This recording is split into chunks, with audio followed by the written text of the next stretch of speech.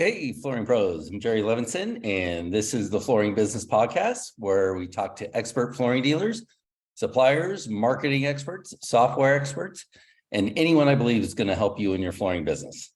Now, my mission is to give you good information that will help you reach your goals.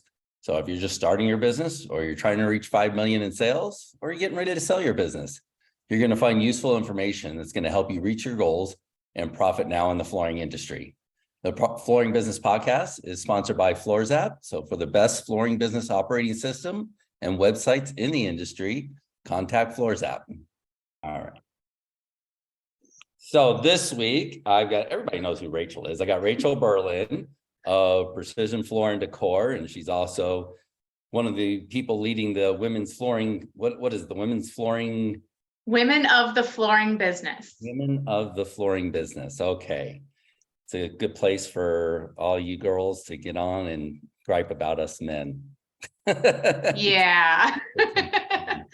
How unfair it is. And I give it a hard time because I've seen a lot of entrepreneurial women who are phenomenal.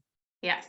And so I've never accepted any premise that they have any disadvantage or that it's more challenging. I mean, look, I got plenty of people that I'm coaching and seeing that are having challenges that are straight white men. So, and I've gone through the gamut of challenges myself. So it really has to do with that burning desire to get there.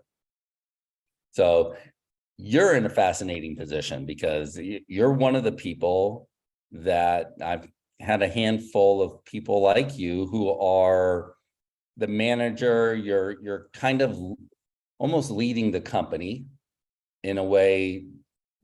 Your desire to grow the company and not to say anything at all disparaging about the owner because he's a great guy, but it's almost like your desire to grow the company is greater than the owners, to some degree or equal to, which is rare to find. Yeah. No, I would call it kind of, I have a more, extrovert personality, and he definitely has more of an introvert personality. Isn't the one that cares to be in the front, in the spotlight. And I wouldn't even say that I wouldn't say I need to be by any means, but I don't mind it, and I like to talk, and I like to network, and I like to do all the things. So maybe on the front end, it does appear that way, but he's definitely super passionate and has a brain that's far beyond mine in the knowledge of all things flooring, especially on the installation side, which is where his passion lies. So my passion is definitely more in the coaching and learning and growing and sales side of things. So yeah, it's kind of a yin and a yang, I would suppose. Okay, so for a little perspective, where are you guys at? Where's Precision Floor and Decor? It's Floors and Decor, right? Precision Floors and Decor. Okay.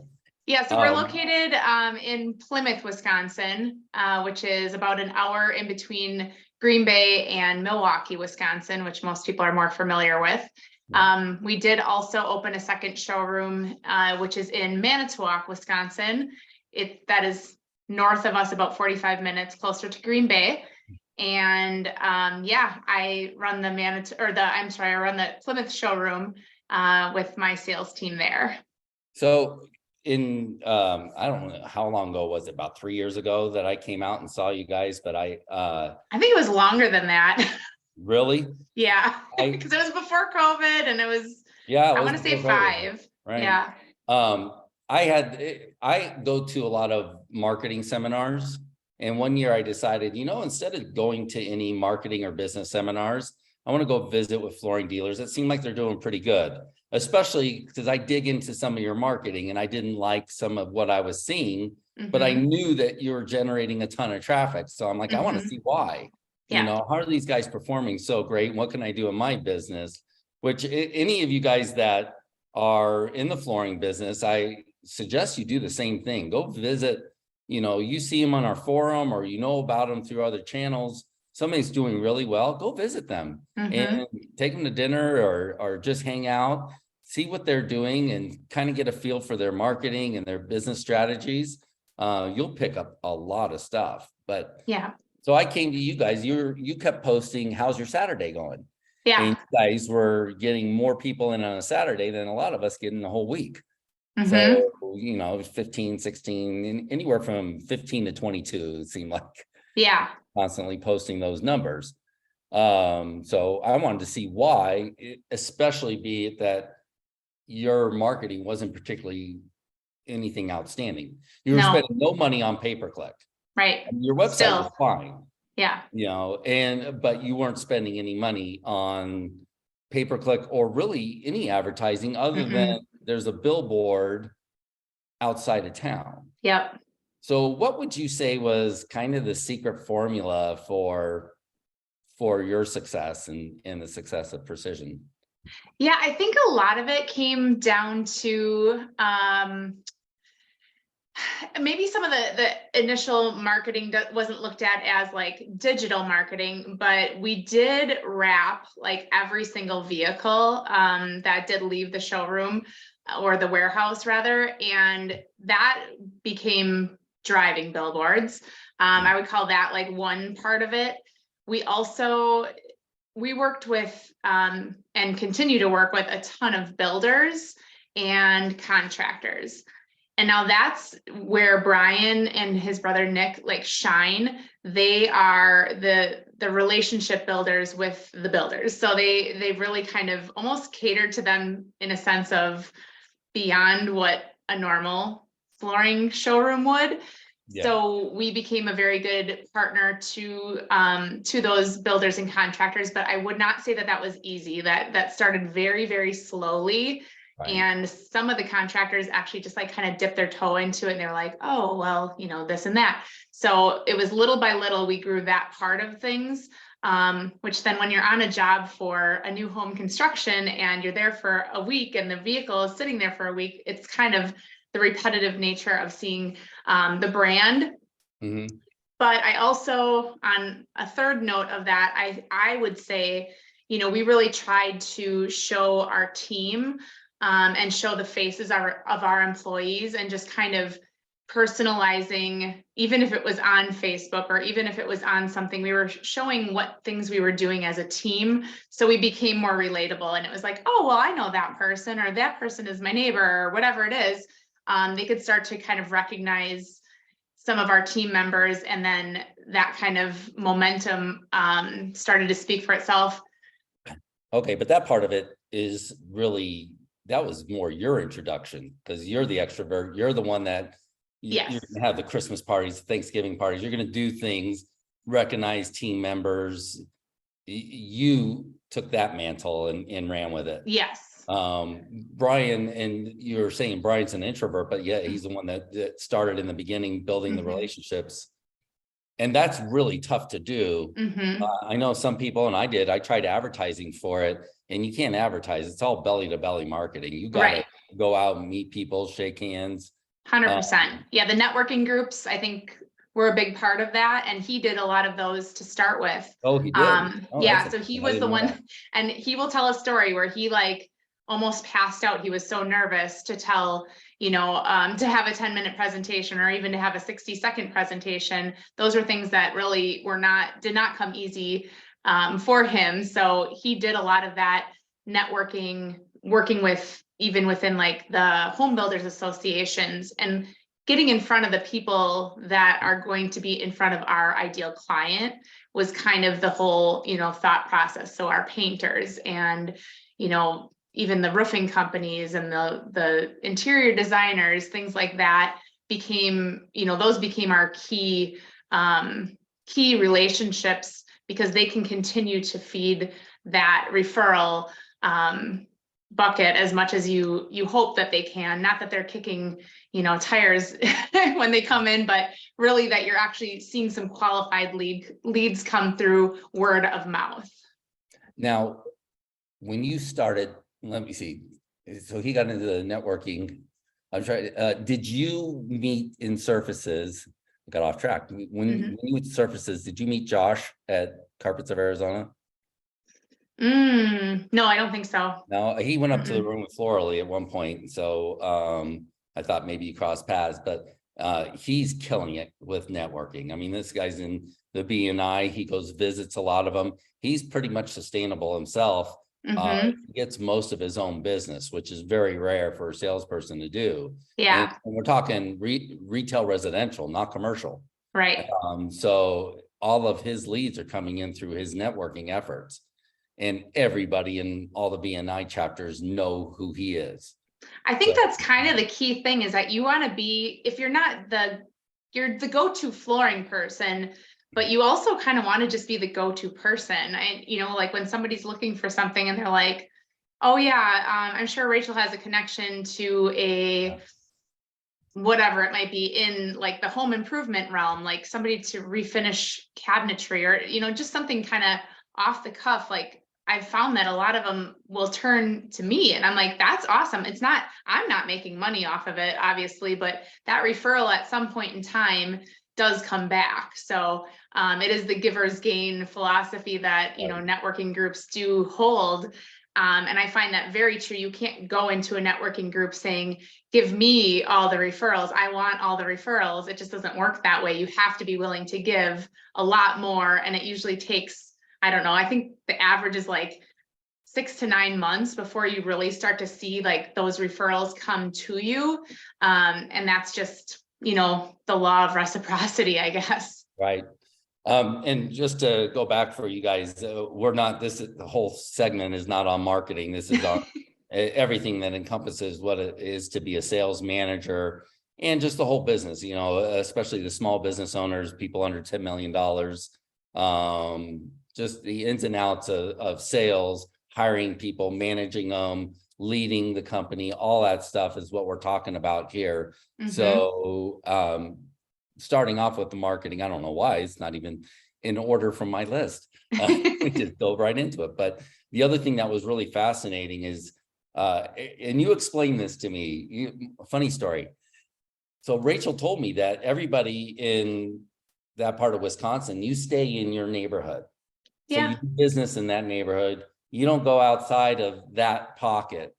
So you didn't attract businesses outside of that pocket. But one thing that was funny, when I went to visit her, it was like Saturday night, I think. I went and saw a movie. And then I wanted to find a place to go have a drink and have dinner. So I go into this what town was that? Elkhart Lake. Elkhart Lake. I go in this complete random town, driving all over the place, find this bar, looks pretty good. I decide I'm going to go in there and have a drink and get something to eat. I sit down at the bar and 2 stools over is Rachel and her husband for dinner. Just complete coincidence. That was crazy. Small town. Yeah. So, but it wasn't in Plymouth, right? But no, but that's a huge area. Like I would say they call Plymouth, like where we're located, the hub, because it's connected to so many other little sections of the county. And there's a lot of lakes around us. So those areas really do produce a lot of great business as well. But that was kind of crazy to just run into each other. And really the big unique claim to fame, which is not something that many people can do, is him getting the building that led into the town, which was a complete eyesore. Oh my gosh. So he gets this building and then fixes it all up. What did you guys have to do to the floors? Did you put heaters in the floors? Yeah. So the flooring, it used to be an oil company. So it was a concrete floor already, but just in really, really terrible shape. So they literally poured, I don't even know how many, probably thousands of, buckets of concrete in, but they did an in-floor heat system in that concrete. So it helps a lot with our climate being in Wisconsin. We have 9 months of winter, but it really, it helps keep the building warm as well, because it was just like an old pole barn, pole shed type of building. But we did create a much better looking corner of of Yeah. this part of town that was really not looking great. And we got some awards for it. I think that was before I started there, but there were some awards given just for like upkeeping, you know, the community in itself, which I think we all can look at that from our standpoint of like, what does our actual business look like from the outside perspective? What can we do to make that look a little bit more beautiful from the outside perspective? And hopefully, you know, your community will thank you for it because you're beautifying a section of town that wasn't, maybe it doesn't look that great right now. So what was the year you became sales manager? It would have been 2019. And how long were you working for them before that? 3 years. Oh, okay. So you've been on for a few years. I didn't realize that. Mhm. So, I know the timeline of COVID kind of like flew by really fast. So everything seems like, well, I thought you were only working there for like a year before you became the sales manager.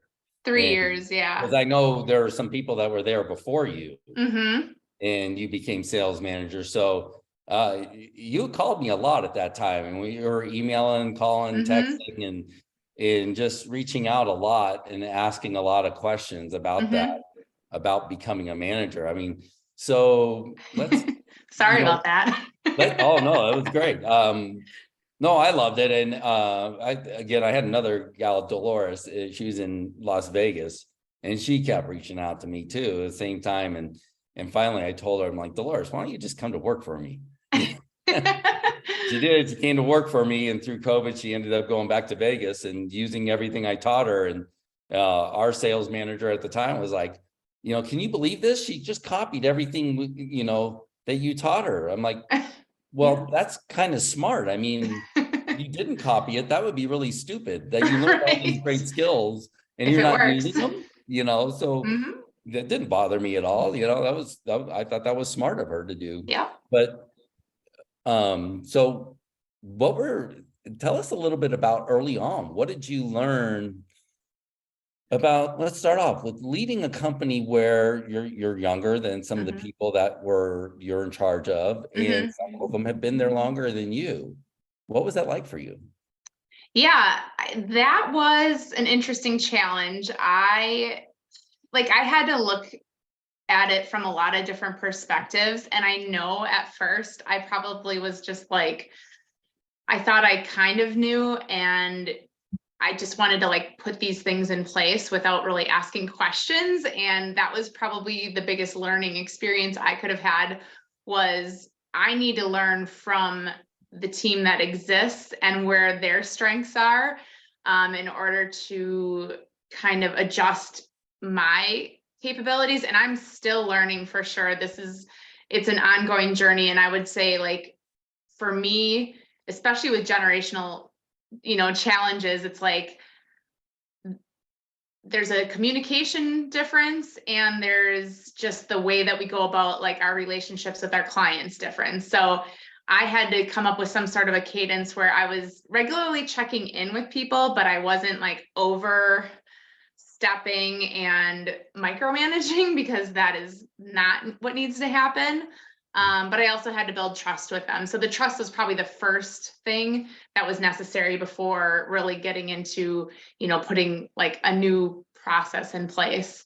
But yeah, it was definitely an interesting challenge. And it's still, I mean, by all means, I do not have all the answers whatsoever. And on top of that, you were still selling, Yes. and you are to this day. Yes. You're a sales manager who is also one of the salespeople. Mm-hmm. Mostly based on the fact that like I work with a lot of our builders, and they have a certain comfort level with the way that I do things. And I've kind of communicated that, like, is there a way that we can kind of, you know, maybe shift this to another designer? So I gave them the opportunity. Most of them said that they would prefer not to, so I have to respect that.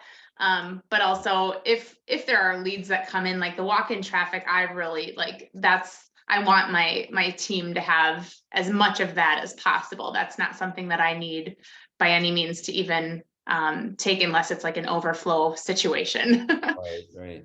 So what's that been like though how do you handle the time? How do you manage your time in doing both? And I do think it's normal for companies as they're growing to start off with a sales manager who's also doing sales. Mhm. You know, Yeah, the time management part of it has been probably, I mean, for me, it's really like blocking time for certain activities, and like on like our group calendar, it'll say, like a certain amount of time will be blocked off for, whatever activity it is. I have it on my personal calendar, but then I also put it on the shared calendar, just so that if my door is closed, it doesn't mean that I'm trying to ignore everybody. I'm just like, I have to work on this particular thing. We use the lead management system, and some of that reporting, it takes a little bit of time to put your eyes on it and just to kind of, you can't just ignore it and let it be. Otherwise, you're not able to really keep people accountable. But are you really, able to hold them accountable to the tasks? Because in RLM, they're able to put down the tasks. right. Have you held them accountable? Say, hey, what's going on here? Why? Yeah, I've had a couple of instances where, things get a little wonky, where you can tell if somebody is overwhelmed in their workload.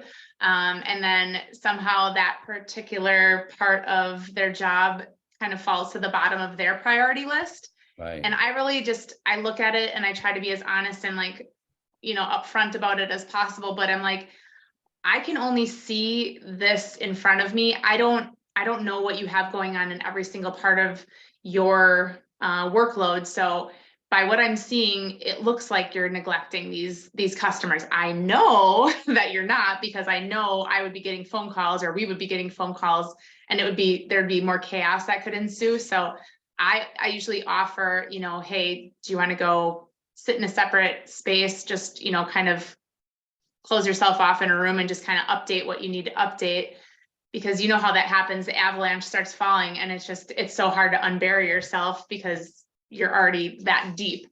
So usually it's just an upfront conversation, and I offer to help where I can.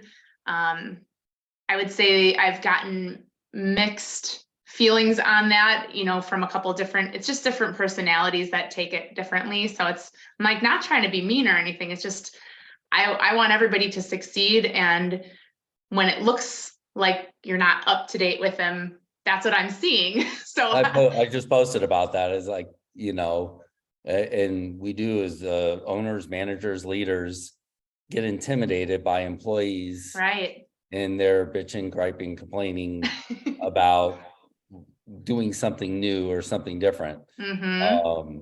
And I remember I had a sales manager who used to always come to me and complain about one of the employees. She's saying this, she's saying that. I'm like, look, just because she's complaining doesn't mean we have to do anything about it. Right. She's venting to you. Mm-hmm. That's all it is. Just let her vent. Yeah. So what? People do that at work. You don't have to react to everything. Right. So, I actually, like, that's one of the things I learned was, if somebody's coming to me and they're telling me something, I typically, like, my first instinct was always to like, okay, how can I fix this? But then, like, as I got into the position a little bit further, I would ask, like, are you telling me this because you're just venting? Do you want me to do something about it? Or are you asking for permission on what you're going to do about it to change it? And a lot of times it is just venting, but I also think if you're going to complain, like, I don't want to continue to hear you complain about the same thing if you're not willing to do anything about it. That's like, the other part is like, okay, then it turns into that griping session where you're just hearing it too much. It's like, okay, I'm overhearing this. We've talked about this like to no end. Like, now we have to like actually, let's go do something about it, well, my rule was, don't come to me with a problem unless you have a solution. Yep, I'm with you. And it might not be the solution, but don't just come bitch, gripe, and complain. If you know of a better way to handle something, Right. and let's By hear all it. means. So it's not my way or the highway, but we're going to make improvements. Right. Yeah, let's move it forward for the better for the better of the company, that's really for the greater good of the company is kind of the way I look at it. It's like, okay, is this really helping us move forward, or are we just staying stagnant? Let's find an improvement or a solution versus just having that gripe session. So you don't have to answer this, and you can tell me move on, Jerry, but Oh boy. I'm going to ask this in the best way I know how. Yeah. Brian, the owner, is a very nice guy. So, but it can also make it difficult to, you may want to let somebody go, or you may want your team to do something, and he doesn't want to push or force, and he's okay with things the way. There are a lot of sons that are working for their fathers that are in the same position, or a lot of managers who maybe want to push harder than the owner. How do you walk that dance? How have you kind of managed that and learn how to deal with that maybe you don't have the full backing and support when you want to do something? Yeah, I think I have had that situation happen where, I've realized that there wasn't a great fit, and I went through, the proper channels as far as documenting things, and, the time of the situation had gone past where I felt that it should. So I had the conversation, but if that isn't something ultimately, he as the owner wants to do, I have to respect, but also understand that that's, what he chooses. And I think on the other side of it, we do have a lot of family members that work within the company too. So that can be a challenge as well. I don't want to say I've learned to be upfront about it in a way where it's like, okay, well, if that wasn't your brother, this would be a different conversation. And then it's like, oh yeah, I guess it would be, kind of putting it in perspective is important, but just doing it in a respectful way.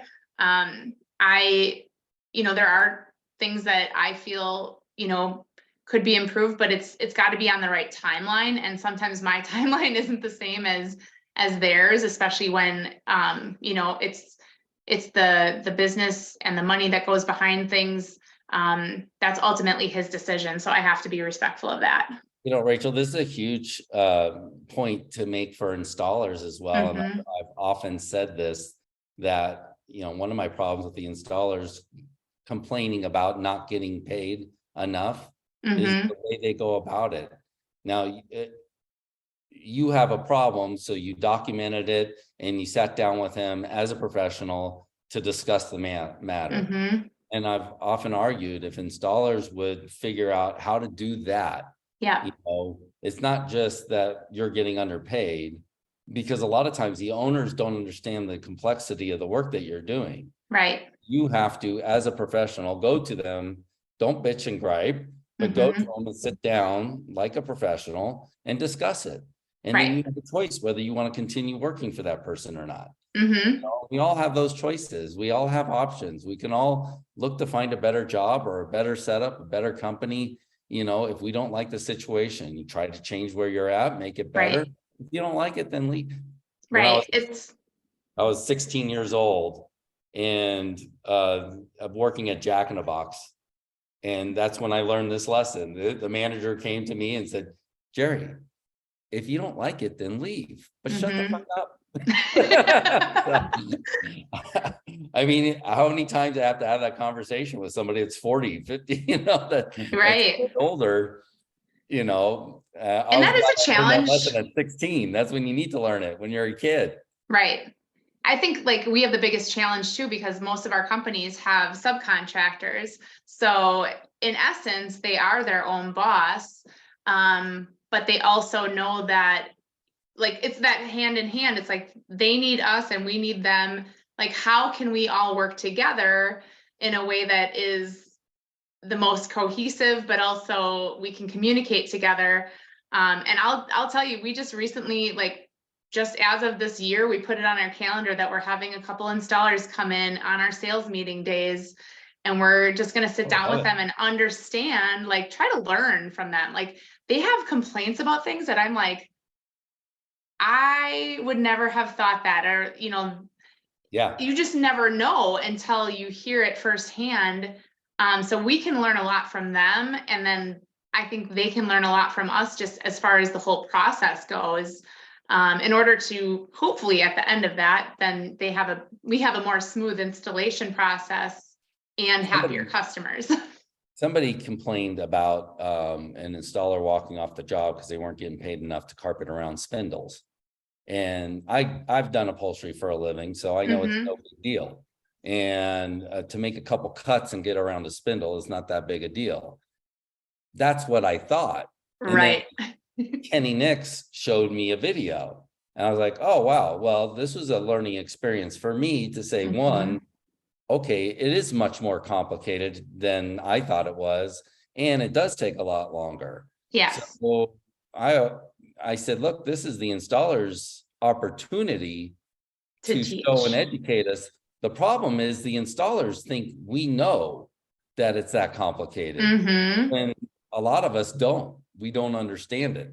That's why we're not only not paying them enough, we're not charging enough to do that type of work. Yeah. So I that would you're right, I they would need to definitely work together, urge, but as far as like design or sales and design teams, anybody that's in a sales position that has never installed, I think that should be part of your onboarding process, is to like go to installations and watch what's actually happening.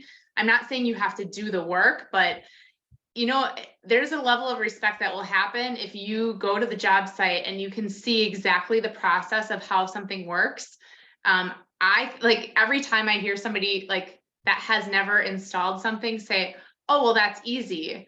Like, I'm just like, please don't say that, because I wouldn't want somebody to tell me that my job is easy if they've never done my job. So it's just like that, again, that level of respect where you're like, okay, well, help me understand why you think you should get paid more for this. And, just the conversation you were mentioning, seeing how that whole installation actually does work. I mean, okay, now we've learned, now we can, make an adjustment, and now we can hopefully, come to an agreement. That's really, at the end of the day, I think all everybody wants is just to understand that we have a level of agreement.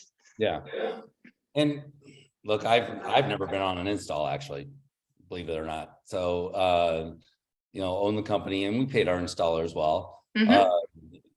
For regular, what they were supposed to get paid as contract labor. But But you know what you want to see at the end of the we day. had a good process. Yeah. It's not what I want to see. It's the customer experience I want to have. And look, Right. I've made this argument a long time. Being a good installer does not mean doing a good job. Doing a good job is not an option. You have to do a good job. So Yes. there's no choice in the matter there. Right. Being a good installer means showing up on time, communicating well, being clean cut, being respectful to the customer in their house. Mm-hmm. And I've often said one of our installers that, he had this face that he just looked like he just didn't give a shit. And he's a nice guy and all that, and did a good job, but His face didn't say it. customer didn't like him. Yeah, Right. customers didn't like him because he looked like he didn't care, and he didn't speak English that well. Mm-hmm. Well, COVID comes along and this guy's got to wear a mask, and now they love him because they can't see his face. It just turned everything around for the guy. And that was about him doing a good job. So, Right. But so, I mean, too, isn't that like, so you have, when you hired your installers, or when installers were hired to work for your company, did you have a set of you had that, probably that list of the standards of what you were holding, right? Like, I mean, at least no, the you're guideline. hustling to get it. You want to bring these guys in, you want to talk to them, you want to talk to them about being professional and doing a good job. You do have those discussions with them, any kind of standards you set, but the process that you use, one of the things we do is treat the floors with Dumbo spray. Mm-hmm. So that kills the dog urine, mold, mildew, bacteria, and odors. Yeah. Well, that forces them to sweep and clean, Mm-hmm. and it kind of conscientiously makes them do a better job.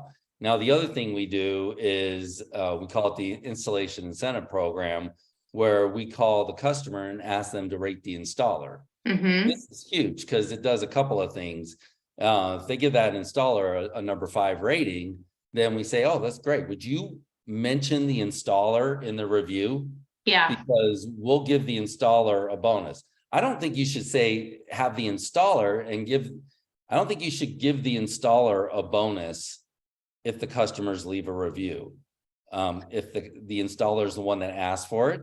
I Right. think you as a company, when you say, will you mention the installer? Because that does a few things. One, you're leaving a longer review, because if they have to Mm-hmm. mention the installer, they're going to write a longer review than they would have Yes. otherwise. The other thing it does is, now as the company, you're asking them to do you a favor and mention the other guy. Mm-hmm. So it's not as self-serving. Right. And then the other thing is you're showing the installer What you value. you Mm-hmm. you show them the review that the customer wrote. Mm-hmm. I mean, Yes. the installers freaking love that. And Yeah. We have a big cork board where we have all of ours. So like if somebody's name isn't on it, the other ones see it and they're like, it's kind of almost like a little competition, which I love. I mean, that's the way you want to have it, right? You want them to want their name be mentioned. So it does produce such a great, it's a great process, and it doesn't cost you anything. That's the best thing. Look, it's a great skill, and these guys have an ego, and Mhm. I certainly would. I did when I did upholstery. I wanted people to think I did a good job. Right. And I guarantee you, these guys take pride in their work. If you make it that way, if you got to go, and you want them to slam that floor in as quick as possible, then they don't give a damn. Right. I don't care what you're paying them. These guys are not working for the pay. They're working for the pride. Mm-hmm. Yeah, the pay is part of it, but they'll enjoy their job more if they get the reviews, the attaboys, the appreciation. Agreed. Show them that appreciation. That's going to go so much further than pay. They'll never leave you. Right. The pay is just the bonus at that point. The pride is really where, everybody wants to be recognized and feel like they mean something to, the people that they do their work for, and the clients too. I mean, we're in people's houses. Like that's a really private place, where not a lot of people get to see, a master bathroom. That's not usually, or, a master bedroom. If you're doing work in somebody's home, it's having that pride to just, if your name gets mentioned, like that should be celebrated. That should be recognized. Yeah, I used to install window coverings, and I like to say I was in more women's bedrooms than Wilt Chamberlain. Little 5'6" Jewish white guy, so not bad over pro basketball player. Now again, totally a tangent that went in a totally different direction. So okay. I want to talk about selling. What are some key things you've learned, some bullet points, ideas, things that you've learned about sales? And what do you teach to your sales team? What's some of the first things that you're teaching a new salesperson? Yeah, I think the biggest thing to learn is to be curious, to ask a lot of questions, to learn their names. When the clients walk through the door, it's a good idea to, introduce yourself, but also learn what their names are. It shouldn't be the last thing that you find. And I still struggle with this. I mean, even myself, I'm like, oh crap, I don't even know what their names are at the end of the conversation. So always learning, but I think, building the relationship and asking the questions before going to product is going to give you that standpoint that you are the guide. I just on Saturday, I had this gentleman, he actually sent us a message on our website to start with. And he was like, if I bring in my cabinet, will you help me pick out a floor? And I was like, yeah, of course. Like, let me know when you think you're going to come in and we'll set up a time. Well, he came in on Saturday and he's like, I've been all over the place to Home Depot and here and there and all over, like trying to find the right thing. And my wife, she doesn't like anything I bring home. And like literally within 2 minutes, I asked like 4 questions about like who's using the space, do they have pets, you know, things like that. Like, what do they want it to feel like? He had a couple pictures on his phone, which was really helpful.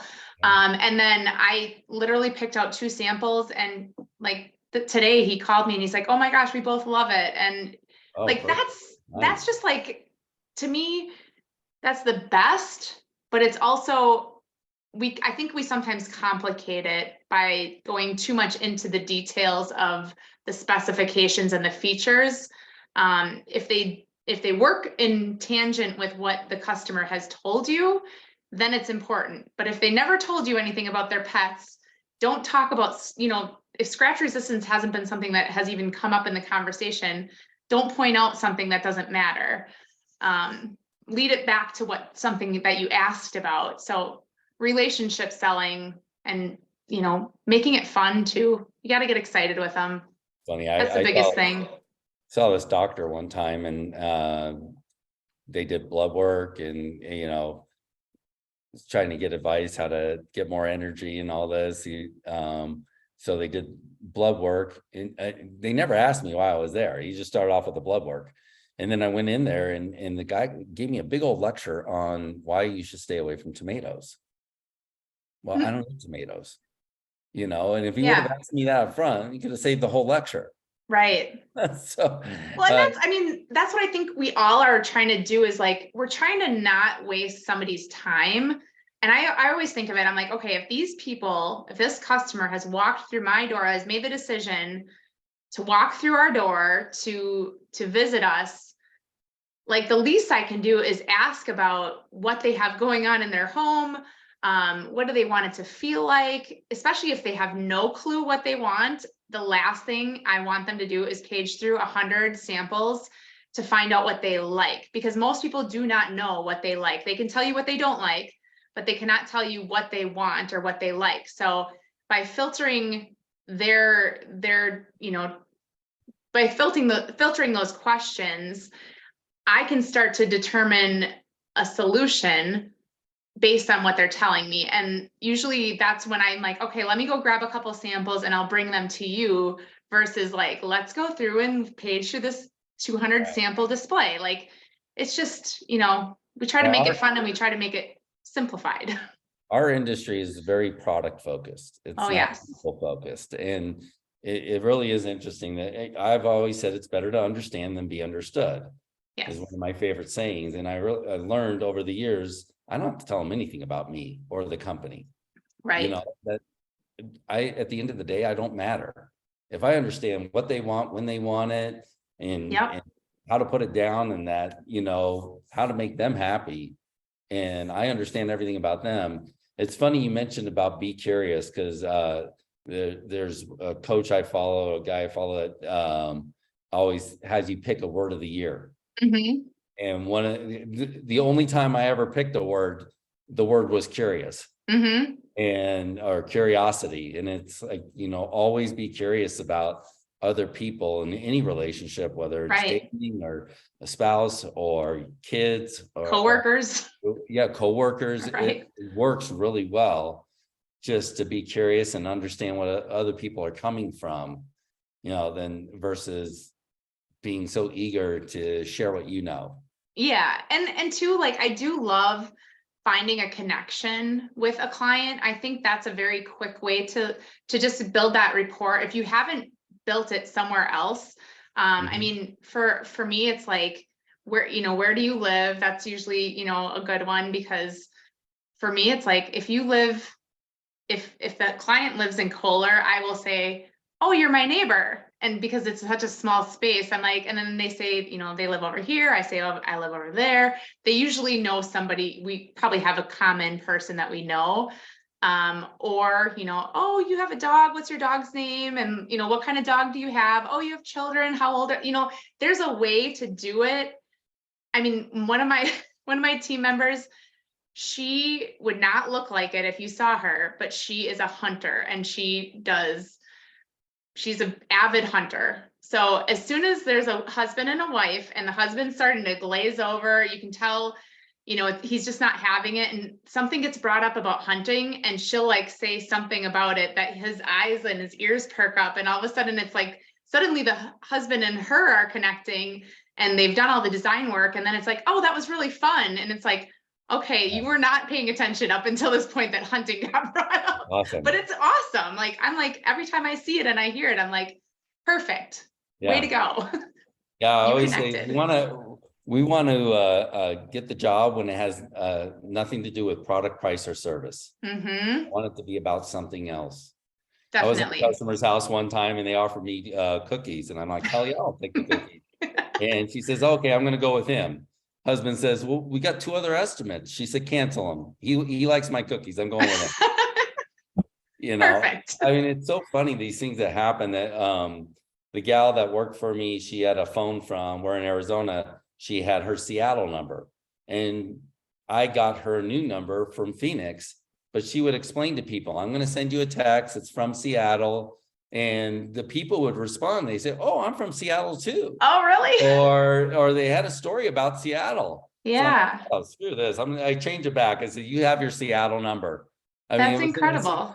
Connection with anybody from Seattle. I loved it. And I think like you have to make an effort to do it though. Like that's beyond the sale.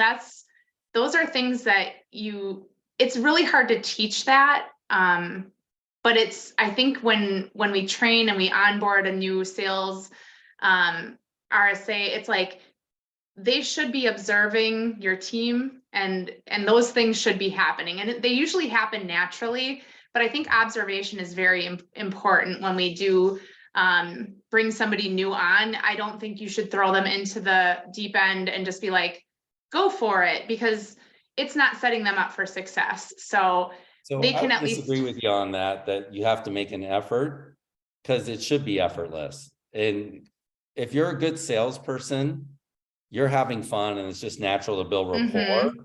I think as a good manager, you have to explain to people that that's okay. That's good. You should do that. Shouldn't be so focused on the material and the installation and all. Well, that's how PKs happen, right? Like that's like a lot of times, I think in the worst case scenario, that's what we do is we train them with a product knowledge training, or we have all the PKs set up for them. And we're like, okay, you're just going to drink from the fire hose for 2 weeks and learn all the things about all the things.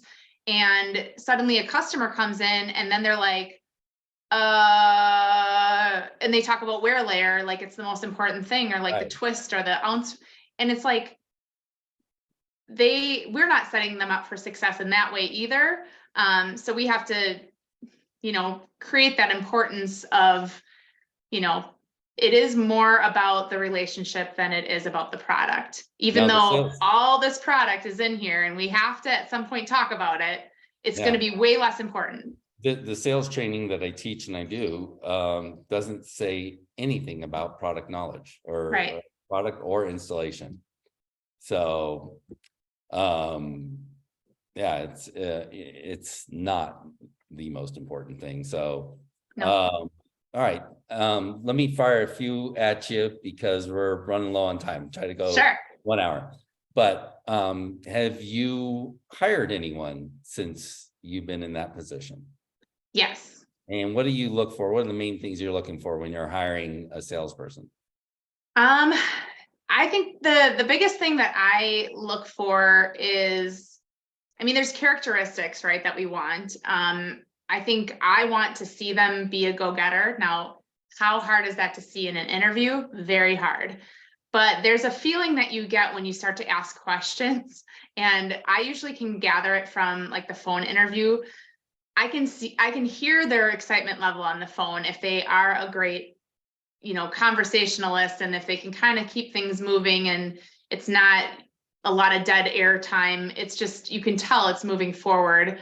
Do you have I would say selling themselves in? Sell themselves in for an interview? They should definitely sell themselves in. The hard part is that there aren't a ton of candidates, as much as we'd like to say that there were in years past. But yeah, characteristics and making sure like those values kind of meet as far as, the integrity side of things. But those are questions that you have to ask, like a situational question. How would you blah, blah, blah? Like, how would you work through a situation when this happens? So coming up with those questions ahead of time is pretty important And know one that thing I do that's, in the ad, as I say, tell me why I should have you in for an interview in your yeah. own words. And I want to see what they write. I just had a client I'm coaching that he got 3 resumes. Only one of the people gave a description of why she would be good for the job. And I'm Mhm. like, that's the only one I would consider. You know, Right, I would consider her very strongly. This looks great, very personable. You know, right. this is the kind of person that you want to hire, somebody that's a go-getter, and it's like that. You know, Yeah, we most people, they don't actually, follow the instructions, they just put out their resume. yeah, we created, with our sales team, we created like our ideal um, salesperson, like our ideal team member. And we just like listed off all these characteristics, and like, it was just like a wheel with spokes. And to me, that was really, it was important because I could then use that, because now I have feedback from my team, and that's an easy exercise to do for anybody. Go ahead, you know, ask the people on your team currently, like, who do they want to work with? Like, and then Yeah. who do they not want to work with? I mean, that's just as good too, because we know there's certain, I mean, I've heard so many times, if the person doesn't take notes, it's not good, you know, like they don't care enough to take, Right. you know, and after a couple of times of asking the same question, it's like, okay, if you took notes, you wouldn't have to ask me again. So one of the other tips is, in your ad, put a testimonial in from somebody that works there. That's Or great. working there. So you can attract somebody like that. And we do it. We want a 5-star review from our customers. Why not get a 5-star review from an employee about what it's like to work there? Yeah, that's a great tip. I might do Um, that. so have you had to fire anyone? Not on my sales team. It was just like more of an admin, but Yeah. not directly. So I would say that would be a no. Okay. Are you worried about having to do that someday? Yeah, a little bit. I mean, that's never a comfortable conversation, but if you've done all the things ahead of that, like the documentation, and if there's reasons why and there hasn't been improvement, it should make it more easy, if there is a way to make it more easy, but I don't think it's ever going to be comfortable. So your sales process, which I don't care for if it's the same way that it was, but let's talk about it a little bit. Mhm. That, how do you like that for a lead-in? You guys send out somebody to professionally measure the project, Yeah. and then they bring the information back, and then you work up the estimate. Mhm. So how do you decorate if you're not in the home? So we do try to do an in-home consultation as much as possible.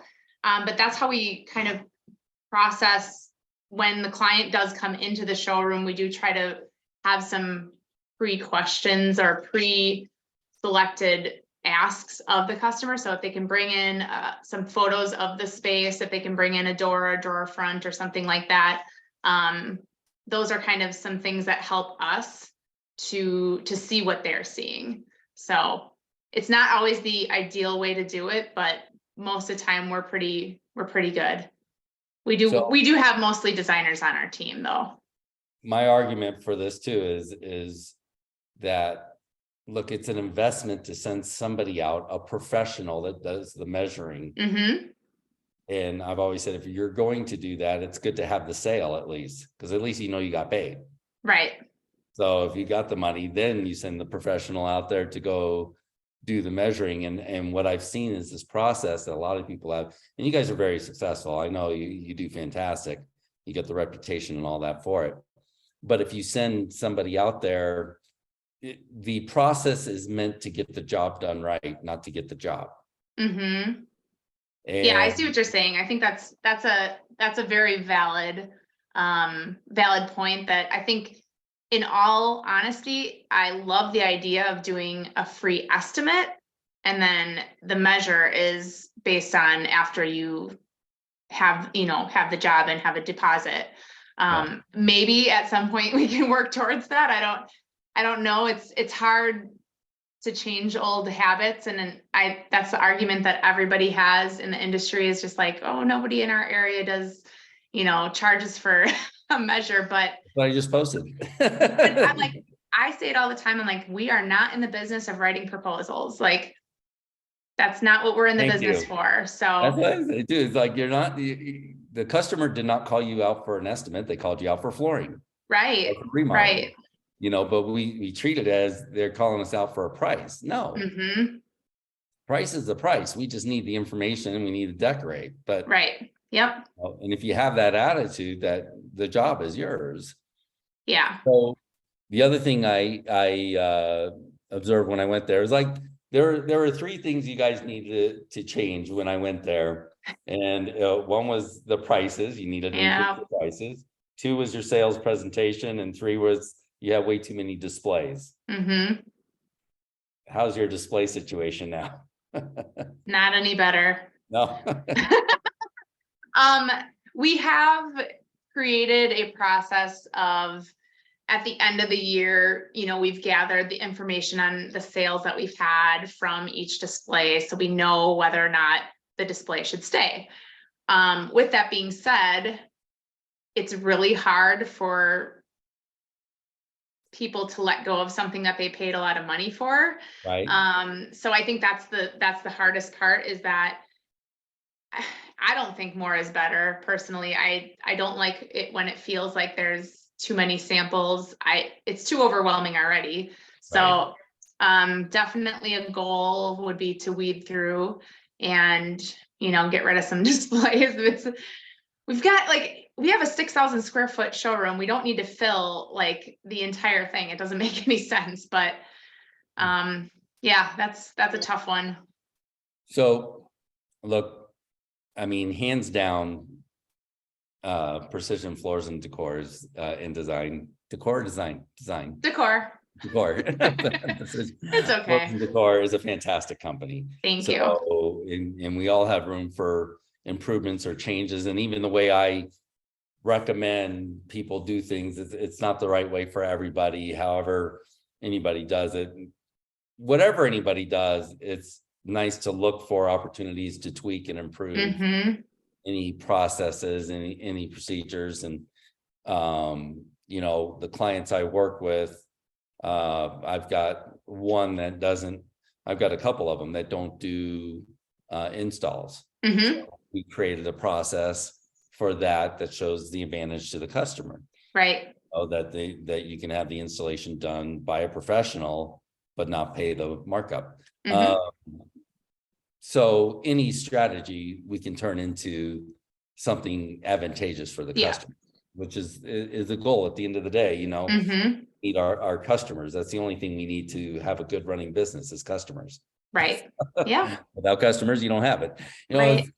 People say, what does it take? Sales, marketing, or the install? What's the most important? Well, probably the most important is the customers. Yes. Exactly. So, trying to work in the process, your reputation, you guys have been there for a long time. So, and you're having fun doing it. Yeah. I mean, that's really what it comes down to, is if we're having fun, then it's working.